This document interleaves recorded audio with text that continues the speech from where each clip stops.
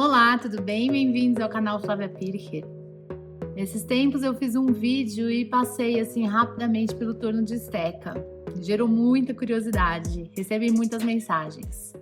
Então hoje, para vocês que me pediram para mostrar mais sobre o torno de esteca e para vocês que buscam uma produtividade mais econômica, mais rápida, que traga um retorno financeiro, e sem perder a criatividade e sem perder essa característica manual dos nossos trabalhos, que tem um cunho artístico, que tem a impressão da sua mão. Então esse vídeo é para você. Fica comigo que eu vou te mostrar como trabalhar no torno de esteca. Já fazem uns 2 meses que o Paulo da K2 deixou para mim aqui um torno de esteca para eu experimentar, testar e ver o que eu acho. Quando ele trouxe o torno, foi muito divertido. Eu vou mostrar para vocês a minha primeira experiência nesse torno de esteca. Ele virado para cá, né?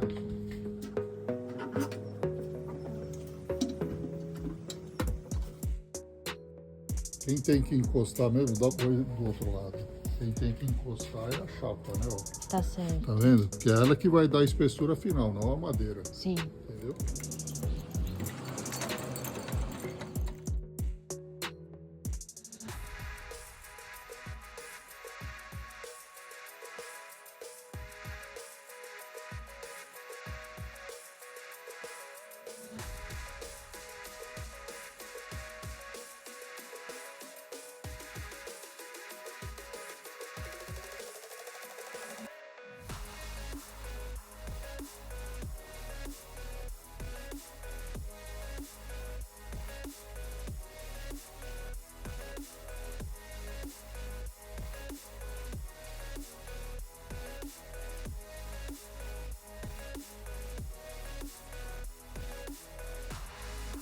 Esse ficou um prato mini.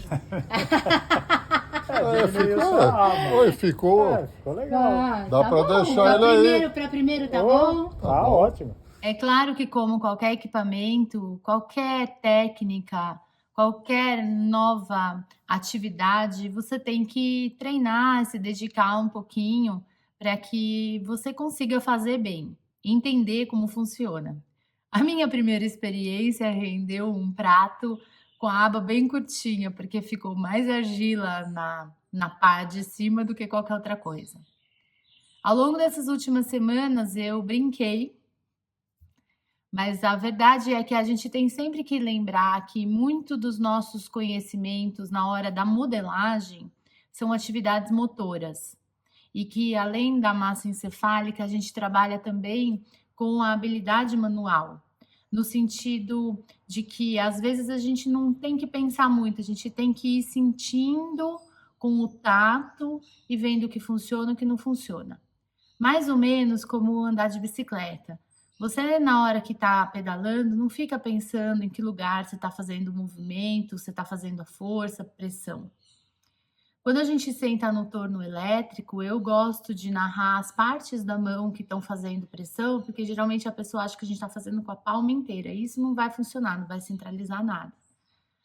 Mas a partir do momento que a pessoa entendeu o movimento que eu narrei, porque a olho nu assim é difícil às vezes perceber qual é exatamente a parte da mão que está pressionando o monte, eu percebo que o aluno, a primeira vez, ele fica treinando e a partir desse momento isso já vira quase uma ação, uma atitude automática, em que ele vai mais sentindo do que especificamente pensando. O torno de esteca tem as suas especificidades, que eu vou trocar aqui figurinha com vocês, mas o fato é que ele agiliza muito na produção. Eu vou fazer uma demonstração com um prato de risoto, que foi a peça que eu pedi para o Paulo trazer, porque ele me perguntou qual seria a peça de maior interesse. Conforme as mensagens que eu recebo, o prato de risoto é sempre o campeão das pessoas que querem aprender a fazer. Eu achei interessante também esse formato para testar a aba, porque normalmente as abas dos pratos de risoto elas abaixam, e eu queria ver como que funciona isso quando a peça é conformada, modelada no torno de esteca. e o resultado foi muito bom. Tanto o meu prato com a aba reduzida, quanto o prato deles com a aba grande. Dá para ver o tamanho da aba menor, ó, né? Nenhum dos dois teve esse problema de descer a aba. Isso mostra que realmente a compactação que o torno de esteca propicia para a peça é muito boa. E claro, você, primeiro, modela a peça num tempo muito mais rápido. Você não tem problema da peça se deformar. Então, isso tudo vai agilizar e otimizar a sua produção. É importante isso para quem quer trabalhar e realmente ganhar dinheiro vendendo cerâmica ou pelo menos custear o seu próprio hobby, não é verdade? Além da questão da economia na produção, vocês devem ter acompanhado aí a trilha da criatividade. Se não acompanharam, tá aqui disponível no canal do YouTube os vídeos. Foram 5 vídeos no total, falando um pouquinho desse desenvolvimento da criatividade de peças legais na nossa área. Eu acho que o torno de esteca ele é bacana no sentido de que ele agiliza a produção por um lado, mas por outro lado ele não perde essa característica da manualidade, da gente conseguir fazer intervenções e deixar a nossa marca no torno, na peça. Então, por exemplo, vamos dizer que você faz lá no torno e depois você vem aqui e faz aquele famoso caracol, o arabesco aqui, para mostrar que essa peça foi feita à mão, no sentido de que não é uma produção mecânica e industrial. Você tá lá, você tá manuseando o equipamento, certo? Eu vou mostrar para vocês agora o equipamento em si. E aí vocês vão ver que é uma coisa muito simples e muito genial. Esse é o torno de esteca. Então, a base dele é um torno normal, um torno elétrico. E o Paulo adaptou ele no torno normal, essa base, para ele ficar um pouco mais alto. E aqui em cima, no disco do torno, a gente encaixa o molde de gesso. E quando ele entrega, ele faz a instalação dessa haste, que está perfeitamente alinhada aqui no centro do torno. E o que vai fazer? Essa haste que vai baixar e vai conformar a peça. Se por um acaso você quiser tornear normalmente, é só tirar a peça, levanta a haste e aqui funciona como um pedal. Tem um sistema aqui que muda, aqui atrás só com os botõezinhos, e ele funciona como um torno elétrico normal. Eu achei bem interessante essa versatilidade do equipamento, de ser um torno elétrico, que se você quiser, você torneia nos moldes tradicionais, e encaixando a bacia, ele trouxe a bacia, tudo normal. E se você quiser, você abaixa essa haste e encaixa as peças de gesso e usa como um torno de esteca. O que você vai ter que organizar no seu ateliê é um espaço para deixar esses moldes de gesso organizados, né, e de fácil acesso. Lembrando o que eu sempre ensino lá no curso de como montar o seu ateliê, que a organização espacial, ela influencia diretamente no seu trabalho, na sua produtividade. Não só para você não ficar perdendo tempo procurando a peça, pegando a peça que está com acesso difícil, mas também na questão do ânimo de trabalhar, porque isso para a gente é muito importante. É uma coisa que eu chamo lá no curso de o essencial que a gente não vê. Tem algumas questões de organização e de fluxo de trabalho que a gente tem que prestar atenção, porque senão aquilo desanima e a pessoa acaba não fazendo. É muito comum eu ouvir de alunos assim, o torno, eu tenho tanta preguiça de fazer, porque eu até gosto de sentar e treinar, mas aí ele fica num lugar ruim, que eu tenho que pegar argila lá no outro lado da casa, aí eu bato argila no terceiro canto da casa e volto pro torno, e fica no meio da sala, e ele respinga, eu tenho que fazer faxina na sala.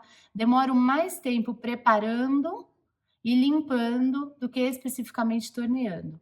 E não deve ser assim, porque aí a pessoa deixa de treinar, deixa de fazer por conta dessa logística que está mal organizada. Então, é muito importante você pensar isso, porque ele afeta diretamente tanto no tempo de produção, que você minimiza, quanto no seu ânimo de fazer. E a gente trabalha com criatividade. Pessoa cansada e contrariada não vai dar boa coisa, não é verdade?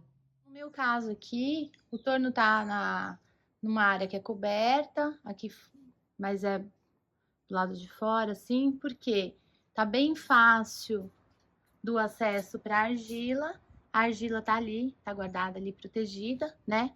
Aí o torno tá aqui, e eu trago a argila, preparo ela ali na minha bancada, aqui, amasso ela aqui, e aí eu já preparo, deixo as bolinhas em cima aqui da plaqueira, e embaixo da plaqueira eu tenho os moldes, tanto os moldes que eu uso quando eu abro placa, quanto o molde de gesso aqui. Então já fica tudo bem prático. Bom, então agora eu vou preparar a massa.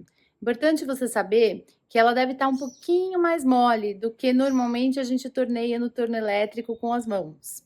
Se ela estiver muito dura, fica mais complicado, a gente tem que fazer muita força e não é legal. Então deixa ela um pouquinho mais úmida. Eu vou preparar as bolinhas agora e depois a gente começa a tornear.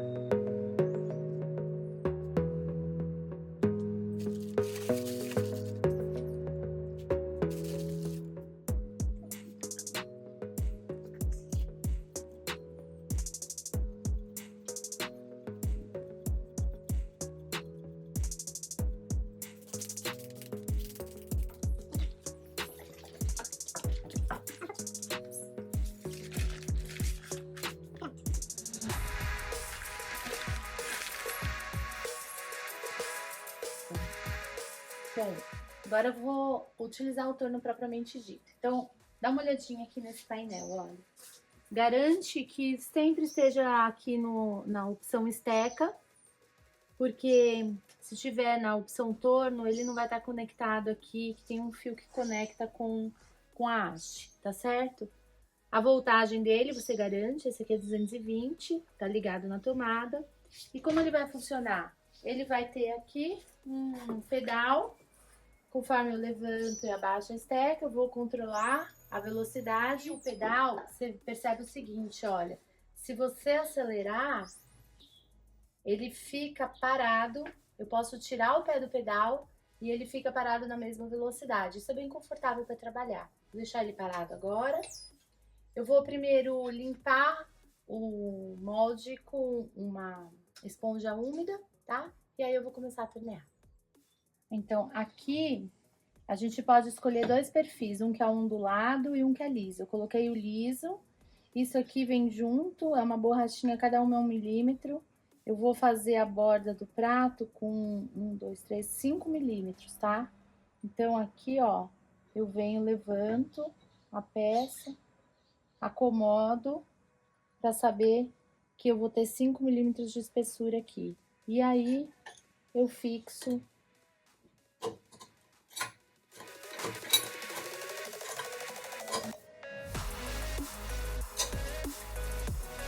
a ferramenta aqui, ok?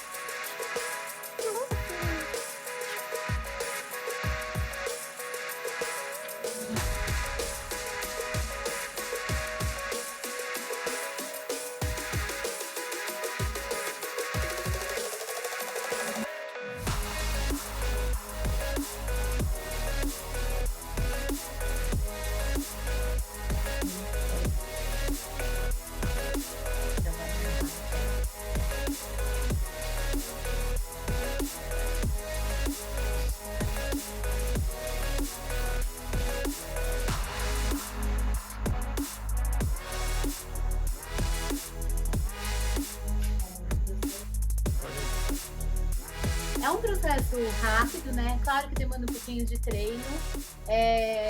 No começo eu tava colocando bolinha, depois eu percebi que se eu colocar assim, dar uma achatadinha, ela deslancha melhor.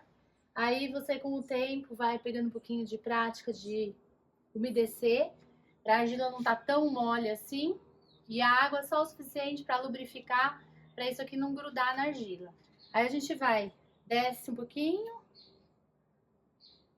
faz uma leve pressão no pedal, para você ver a velocidade, não precisa ser muito rápido. E aí eu vou molhando sempre a extremidade, eu molho um pouquinho, e se eu percebo que acumulou água lá no meio, eu já venho rapidamente e enxugo. E a pressão que eu coloco no braço é bem leve, ela vai abaixando aos poucos. Se eu colocar de uma vez, vai acontecer exatamente igual a primeira vez que eu fiz aqui, que ficou mais argila no braço do que no prato propriamente dito. E aí eu vou sempre alternando esses movimentos de molhar a aba do prato e enxugar aqui no meio, por conta da preocupação de não ter aquela curva do S, né? Aquele racho no meio do prato, que ocorre devido a excesso de água ou falta de compactação.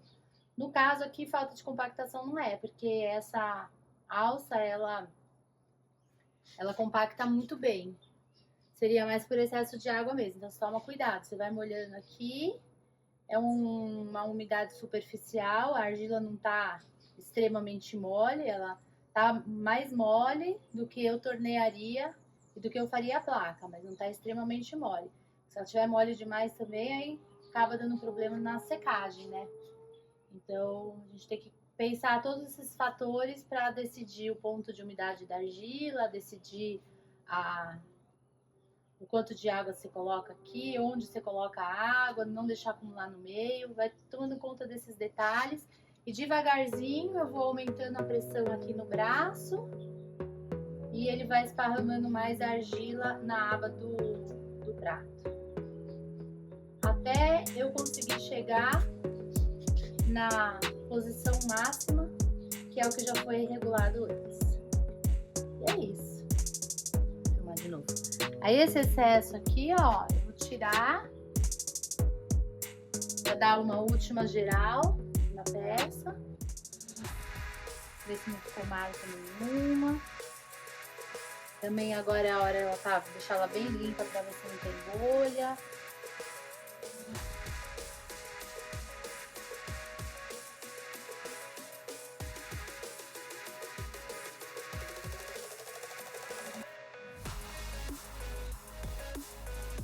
Aí vai sobrar uma beiradinha aqui.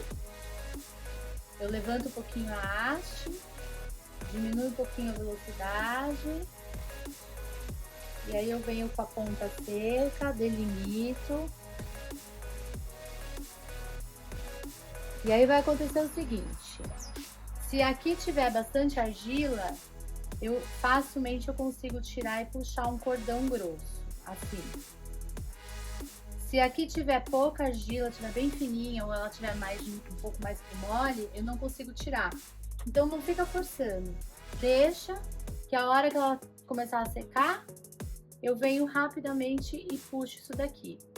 Também depende do ponto de umidade do gesso. Se o gesso estiver mais mole, mais úmido, desculpa, a argila mole vai grudar nele. Então só esperar.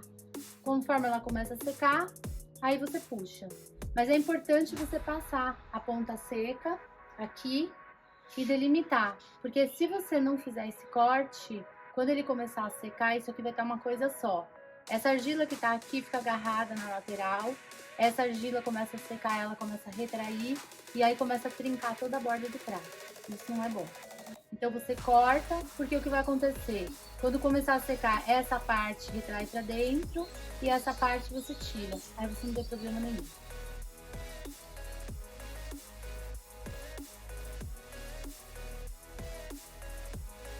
Bom, e aqui está, foram uma média de uns 35 minutos, 30 minutos entre amassar, abrir os pratos e desligar o torno. E é isso. filmando ainda, né? E aqui, olha, eu tenho o que sobrou de argila. Só lembrando o seguinte, que esse resto de argila é tudo, porque essa peça não vai ter retorneio. Ela, na verdade, já está pronta. Dentro do molde tem o lugar já do pezinho, e quando a gente desenforma a peça, ela já está prontinha. Quem torneia sabe que a gente modela a peça e depois, quando ela tá num ponto de cor, a gente vira a peça de boca para baixo e retorneia e tem bastante resto, bastante sobra e argila para reciclar. Essa não, ela já vai sair assim, ó, com o pezinho.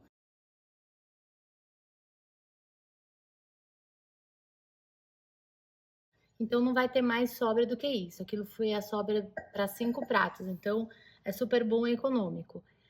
Econômico no sentido de que a gente demanda tempo para reciclar a argila, né? Eu não jogo nada fora, então assim, não importa se eu tornear no torno normal ou no torno de esteca ou na placa, ou usar as arestas, tudo isso vai ser reciclado e vai ser reutilizado. Então, tudo bem, eu vou usar a mesma quantidade de argila para cada peça.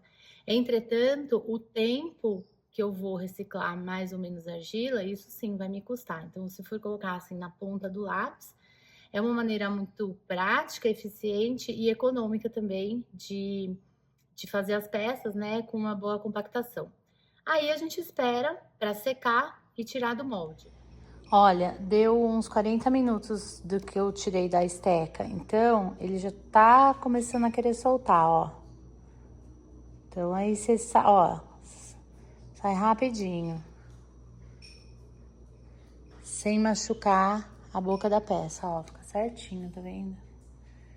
Então você não precisa se estressar. Tira ela, se ela não conseguir naquela hora, você tira depois, aí vem, passa o dedo, dá uma arredondada na borda, pronto. Essa secagem, ela vai variar conforme o tamanho da peça, o grau de umidade do local onde você está, né, a umidade relativa do ar. Também, se essa peça se essa argila estava mole demais, se ela tem mais água, ela vai demorar mais, né, para secar. Por isso também que eu fui treinando e testando a argila deixar cada vez mais dura, até ver o ponto máximo que eu conseguiria tornear no torno de esteca, de endurecimento, mas por conta também dela agilizar a secagem. E também vai depender do quanto você já usou o seu molde. Se é um molde que está saturado, que ele já está úmido, aí você tem que dar um tempinho para ele, deixar ele no sol alguns dias, para ele secar, e aí quando você fizer a peça nele, vai ser mais rápido o desmolde.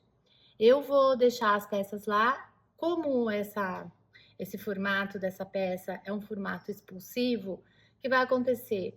Quando a argila começar a secar, a tendência dela é que ela diminui um pouquinho, mas não tem nada ali que vai estragar nesse diminuir. Então eu não vou me preocupar de ficar cuidando para desmoldar na hora certa, tal.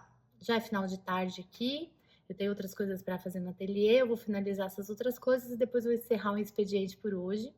E aí amanhã eu continuo, desmoldo essas peças, filmo para vocês verem e faço mais um pouco de prato.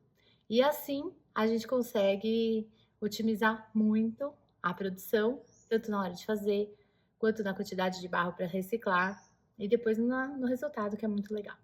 Então, daqui a pouquinho eu mostro para vocês o desmonte. Agora são 7 da manhã. Olha que lindo! Com a luz da manhã assim batendo nos pratos, maravilhoso, né? Agora eu vou desenformar para vocês verem. Mas lembrando que eu tô desenformando agora porque eu tinha compromisso ontem e essa forma não dá nenhum problema de desenforma. Porque a hora que ela começa a diminuir de tamanho, ó, você percebe aqui, ela tava nesse nível ontem. Como ela já foi diminuindo de tamanho, ela já foi encolhendo.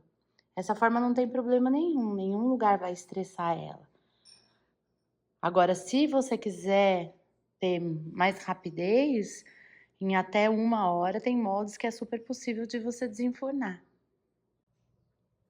O tempo para desenformar, tirar a peça que você modelou do molde de gesso, vai depender do molde de gesso, se ele já tá saturado, se ele tá super seco, do tamanho da peça e da quantidade de água que tem nessa massa. Se ela tá mais mole, ela demora mais, se ela tá mais dura, demora menos.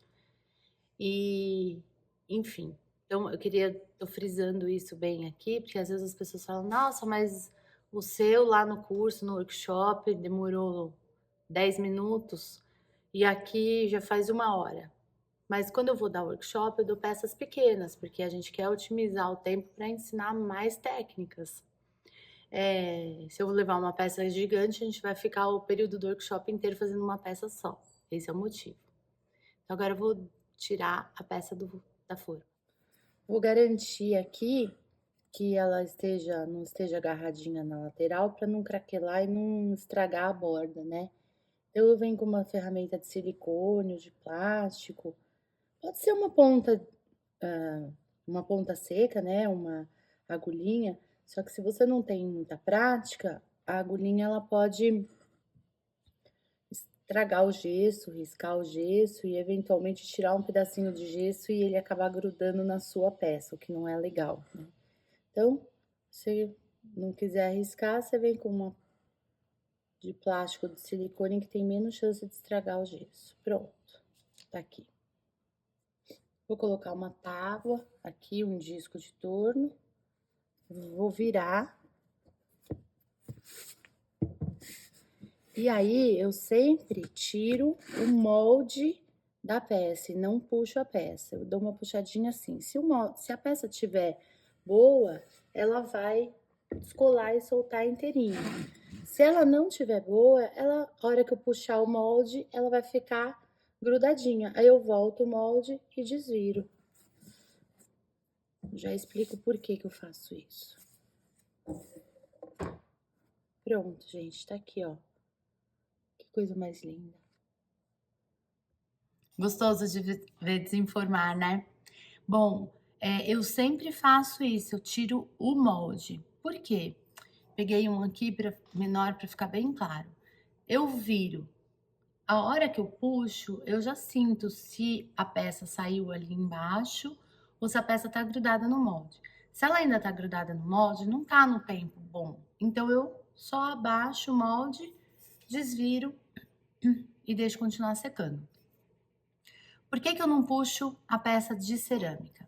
Porque a hora que eu faço, imagina que ela tá no molde, a hora que eu faço isso aqui para puxar, eu posso causar uma tensão que volta a aparecer durante a secagem ou pior, durante a queima. Então eu nunca forço a argila, eu sempre forço o molde. E a argila eu tento preservar o máximo possível, o mais intocada possível. É a mesma coisa que eu expliquei naquele vídeo sobre o molde de madeira, se ele entorta a peça ou não. Quem não assistiu, vou deixar aqui no link, o link aqui no descritivo, e daí você assiste, que é o mesmo sistema que eu até mostro como é que eu tiro com o tecido e tal, para evitar essa tensão da peça. Agora eu vou desenformar todos os pratos que eu fiz e vou fazer mais 5 pratos, que é a quantidade de molde que eu fiz, que para o meu ateliê é o que comporta e o ritmo é super bom. E eu achei essa ferramenta, o torno de esteca, uma ferramenta muito prática, assim. Veja bem, eu não estou ganhando nada da K2 para fazer propaganda deles, não, divulgação, nada disso. O Paulo deixou já faz um tempo aqui, eu treinei, curti, e depois quando eu comecei a série da criatividade, e agora com os 3 cursos de como montar o seu ateliê, a monoqueima e o forno de latão, convergindo para o objetivo de divulgar uma maneira econômica e criativa de otimizar a sua produção, economizando o máximo que dá de recurso, de tempo, forma de queimar. Então, assim, como montar o seu ateliê, eu mostro como o fluxo de trabalho, a questão organizacional podem influenciar na sua produtividade, mas para quem tem interesse de realmente montar um ateliê, montar um cantinho, tal, dicas práticas e criativas de organização de material e de utilização de algumas coisas que barateiam o custo de uma construção, por exemplo, de um ateliê ou de uma reforma. O forno de latão, por ser essa coisa super democrática, acessível e flexível, porque eu poderia ensinar os outros fornos, forno de buraco, forno pré-colombiano, mas que aí são queimas bem específicas, então você fica amarrado naquela queima. Para iniciante, a melhor coisa é um latão, que te possibilita fazer de tudo até para você testar o que você gosta. Para quem tem mais experiência, vai tirar de letra o latão, vai fazer um monte de coisa bacana, além de ser muito barato, né? E a monoqueima, que é essa coisa que economiza, você faz uma queima só, mais rápido e tal, economiza bastante em combustível, em tempo, né? Então, eu achei que esse torno de esteca, ele vem muito de encontro a essa proposta, de que a gente está caminhando nesses últimos tempos aqui. E aí, finalizando o prato de risoto, o que que eu fiz com esses pratos que eu já deixei prontos aqui para você ver? Eu esmaltei eles, no meu caso, eu sempre faço a monoqueima, então eu esperei eles entrarem em ponto de osso, para estar bem, bem seco e garantir que não ia ter nenhum problema com a aba. Comecei a esmaltar ele sempre da aba pelo lado de fora, pela circunferência externa, porque aí, conforme ela vai absorvendo a umidade do esmalte, ela vai inflando e não vai tensionando as outras partes, e aí depois a gente vem para o meio, porque você imagina, se eu começo a pintar, esmaltar aqui no meio, ele vai dilatando, e aí a chance de dar trincas na aba é maior. E aí cuida também da viscosidade, da densidade do esmalte, para não ter problema de trincar a borda. E aí eu queimei esse daqui na monoqueima, os dois que eu mostrei para vocês, respeitando a curva de queima, e tá perfeito, ó. Você vê que a aba não caiu, nada, ele tá muito bom. Então, resistiu. Para demonstração e para esse prato, eu utilizei a argila granito rústica da Nova Farias. Mas quando o Paulo trouxe aqui o equipamento, ele falou de outros ceramistas que estão usando outras argilas. E aí a argila você escolhe conforme que você quiser, sempre prestando atenção nesse ponto de umidade dela para ela não estar extremamente dura, porque aí não é legal. E é isso, gente. Eu espero que vocês consigam aí otimizar recursos também e diminuir o tempo de produção, e que vocês façam muitas peças e vendam bastante e continuem praticando cerâmica com amor, eficiência, criatividade, produtividade, que é tudo de bom, né?